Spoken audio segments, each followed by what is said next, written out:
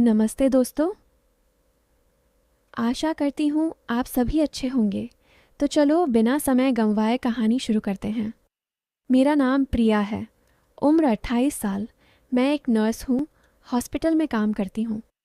मुझे खुद को बताते हुए थोड़ी शर्म आ रही है, लेकिन सच बताऊँ तो मेरी फिगर काफ़ी आकर्षक है। हल्का सांवला रंग, लंबे काले बाल और आंखें ऐसी कि कई बार डॉक्टर लोग भी चुपके से देख लेते हैं। मैं साड़ी में बहुत अच्छी लगती हूँ, खासकर जब ब्लाउज़ थोड़ा टाइट हो। लेकिन मैं वैसी लड़की नहीं हूँ जो हर किसी के साथ वैसे चलो कहानी शुरू करती हूँ। ये कहानी उस हॉस्पिटल की है जहाँ मैं पिछले 3 साल से नर्स के रूप में काम कर रही हूँ। हॉस्पिटल का नाम है शांति मेडिकल सेंटर। छोटा सा लेकिन बहुत व्यस्त हॉस्पिटल है। यहाँ के सीनियर डॉक्टर हैं डॉक्टर अजय शर्मा। उम्र 35 साल। लंबे कद काठी वाले, चश्मा लगाते हैं। आवाज़ गहरी है और बात करने का तरीका इतना कॉन्फिडेंट है कि कई नर्सें उनसे बात करते वक्त घबरा जाती हैं। मैं उनसे काफ़ी पहले से काम कर रही थी, लेकिन असली बात शुरू हुई उस रात से जब उस रात हॉस्पिटल में सिर्फ हम दोनों ही ड्यूटी पर थे। जनरल वार्ड में सिर्फ 3 मरीज़ थे, वो भी सो चुके थे। रात के 11:40 बजे थे। मैं नर्स स्टेशन पर बैठी रिपोर्ट लिख रही थी। डॉक्टर अजय अभी अभी राउंड से लौटे थे। उन्होंने अपनी वाइट कोट उतारी, कुर्सी खींचकर मेरे बगल में बैठ गए। प्रिया, आज तुम्हारी साड़ी बहुत अच्छी लग रही है, उन्होंने कहा। मैंने मुस्कुराते हुए कहा, धन्यवाद सर, लेकिन आपकी नज़र तो हमेशा ही तेज़ रहती है।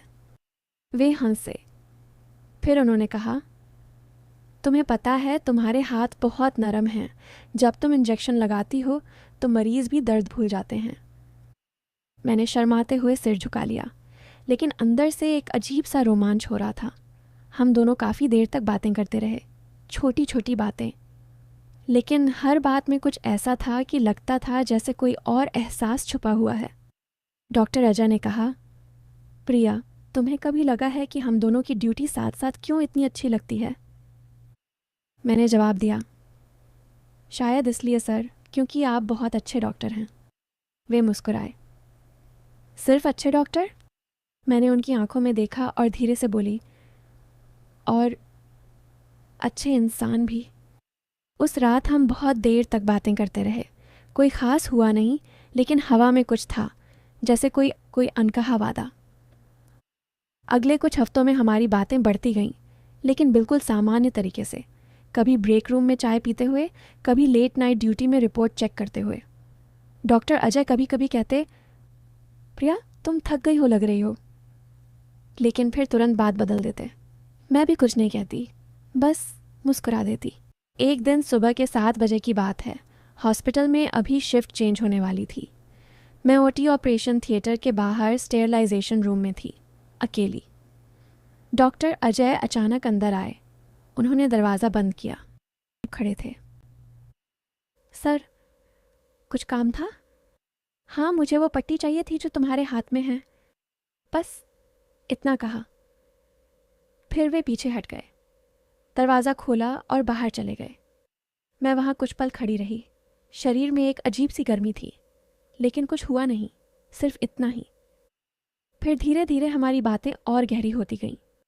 एक शाम को हम दोनों हॉस्पिटल की छत पर चाय पी रहे थे। आसमान में बादल थे, हवा ठंडी थी। डॉक्टर अजय ने अपनी जैकेट उतारकर मेरे ऊपर रख दी। ठंड लग रही होगी ना? मैंने जैकेट को समेटते हुए कहा। आपकी खुशबू अच्छी है सर। वे हंसे। तुम्हारी भी बहुत अच्छी है। फिर बातें शुरू हुईं।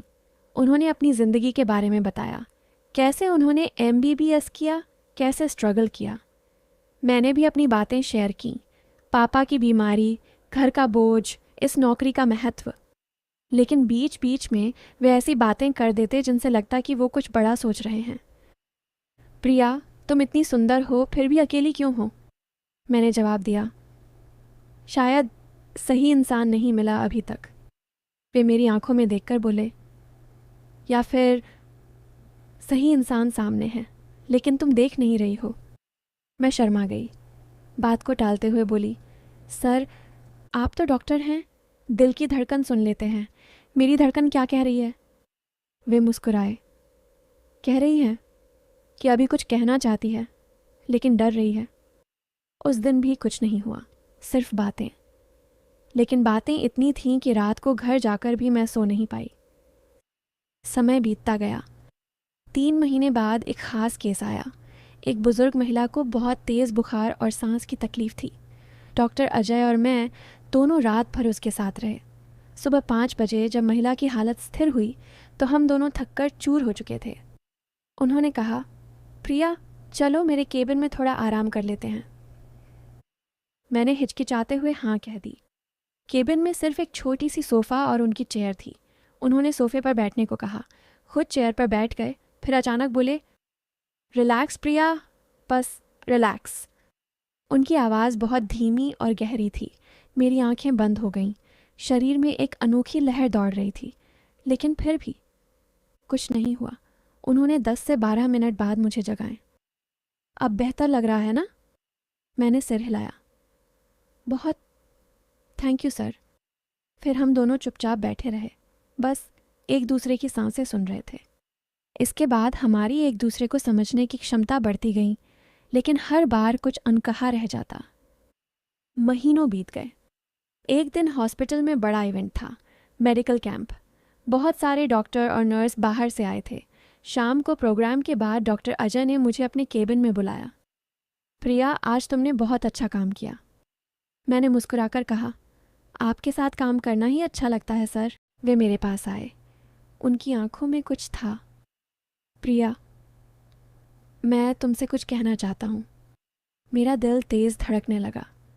हाँ सर, तुम मेरी ज़िंदगी में बहुत महत्वपूर्ण हो गई हो, लेकिन मैं नहीं चाहता कि हम कोई गलत कदम उठाएं। मैं शादीशुदा हूँ, मेरी पत्नी और बच्चा हैं, लेकिन तुम्हारे साथ जो फीलिंग्स हैं वो मैं कंट्रोल नहीं कर पा रहा। मैं चुप रही। वे आगे बोले, मैं बस इतना चाहता हूँ कि तुम जान लो कि मैं तुम्हें बहुत चाहता हूँ, लेकिन हम दोनों प्रोफेशनल हैं। मैं अपनी लिमिट्स जानता हूँ।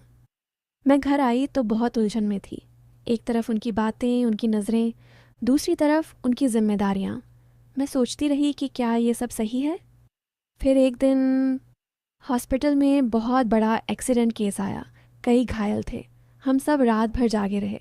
सुबह जब सब शांत हुआ तो डॉक्टर अजय अचानक बेहोश हो गए। ब्लड प्रेशर बहुत गिर गया था, थकान और स्ट्रेस की वजह से। मैंने उन्हें उनके केबिन में लिटाया। उनका सही आए तो सबसे पहले मेरी तरफ देखा। प्रिया, तुम यहाँ? हाँ सर, आप ठीक हैं ना?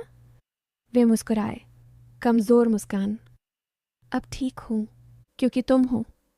उस दिन मैंने उन्हें पानी पिलाया, दवाई दी, उनकी पत्नी को फ़ोन करके बताया, लेकिन उनकी पत्नी शहर से बाहर थी। दोपहर तक वे ठीक हो गए, लेकिन मैंने उन्हें घर जाने नहीं दिया। कहा, आज आप आराम कीजिए, मैं हूं ना। शाम को जब हॉस्पिटल खाली हो गया, मैं उनके केबिन में उनके पास बैठी थी। वे बोले, प्रिया, आज तुमने मुझे जितना संभाला वो मेरी पत्नी भी शायद नहीं कर पाती। मैंने कहा, सर, ये मेरा फ़र्ज़ है। नहीं, ये फ़र्ज़ से ज़्यादा है। फिर उन्होंने मेरी तरफ देखा, बहुत गहरी नज़र से। प्रिया, मैं तुमसे प्यार करने लगा हूँ, लेकिन मैं अपनी फैमिली नहीं छोड़ सकता। क्या तुम मेरे साथ इस तरह रह सकती हो, बिना किसी दबाव के, सिर्फ दिल से? मैंने काफ़ी देर तक सोचा, फिर धीरे से कहा, सर, मैं भी आपको बहुत रिस्पेक्ट करती हूँ, लेकिन मैं ऐसी लड़की नहीं हूँ जो किसी की दूसरी बनकर रहूँ। मैं या तो पूरी तरह से हूँ या बिल्कुल नहीं। वे चुप हो गए। उसके बाद कई दिन हम दोनों थोड़े अजीब से रहे। बातें कम हो गईं, लेकिन नज़रें अब भी मिलती थीं।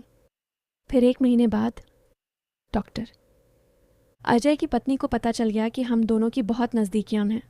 उन्होंने हॉस्पिटल में आकर सीन क्रिएट किया, बहुत शोर मचाया। मैं रोई। डॉक्टर अजय ने मुझे बचाने की कोशिश की, लेकिन मामला बढ़ गया। अंत में डॉक्टर अजय ने फैसला किया कि वो अपनी फैमिली के साथ रहेंगे। उन्होंने मुझे अलग से बुलाकर कहा, प्रिया, मैं तुम्हें कभी नहीं भूल पाऊंगा। तुमने मुझे वो फीलिंग्स दी जो सालों से नहीं थीं, लेकिन मैं अपनी बच्चों का घर नहीं तोड़ सकता। मुझे माफ़ कर दो। मैंने रोते हुए कहा। मैं समझती हूँ सर, आप जा सकते हैं, लेकिन अंदर से बहुत दर्द था। कुछ दिनों बाद मैंने हॉस्पिटल में रिज़ाइन कर दिया, नई जगह ज्वाइन कर ली। समय बीतता गया। 2 साल बाद मैं अब एक बड़े हॉस्पिटल में सीनियर नर्स हूँ। शादी कर ली है। मेरे पति बहुत अच्छे इंसान हैं, डॉक्टर नहीं लेकिन बहुत केयरिंग हैं। एक दिन अचानक डॉक्टर अजय मेरे नए हॉस्पिटल में आए किसी कॉन्फ्रेंस के लिए। हम दोनों आमने सामने हुए। वे मुस्कुराए। प्रिया, तुम बहुत खुश लग रही हो। मैंने कहा, हाँ सर, अब हूँ। वे बोले, मैं खुश हूँ तुम्हारे लिए, सच में। फिर उन्होंने धीरे से कहा, वो सब याद है ना? मैंने सिर हिलाया। याद है सर, लेकिन वो सब सिर्फ यादें हैं, अच्छी यादें। वे कुछ पल चुप रहे, फिर बोले, तुमने सही फैसला लिया था प्रिया। मैंने भी, लेकिन कभी कभी सोचता हूँ अगर वो रातें और आगे बढ़ जाती तो क्या होता। मैंने मुस्कुराते हुए कहा, तो शायद आज हम दोनों यहाँ इस तरह नहीं मिल पाते सर। शायद हम दोनों के दिल में सिर्फ पछतावा होता, लेकिन आज दिल में सिर्फ प्यार भरी यादें हैं, बिना किसी गिल्ट के। वे हंसे, सच्ची हंसी। तुम अभी भी वही स्मार्ट और समझदार लड़की हो। फिर हम दोनों ने चाय पी, पुरानी बातें की, सिर्फ 2 पुराने दोस्तों की तरह। कहानी का अंत यही है। कई बार लगता है कि इंसान को प्यार करने के लिए सिर्फ दिल और समझ की ज़रूरत होती है। और हाँ, डॉक्टर अजय आज भी अच्छे डॉक्टर हैं, अच्छे हैं, और मैं अच्छी नर्स। बस कभी कभी पुरानी यादें मुस्कुरा देती हैं। तो दोस्तों, दमदार थी ना कहानी।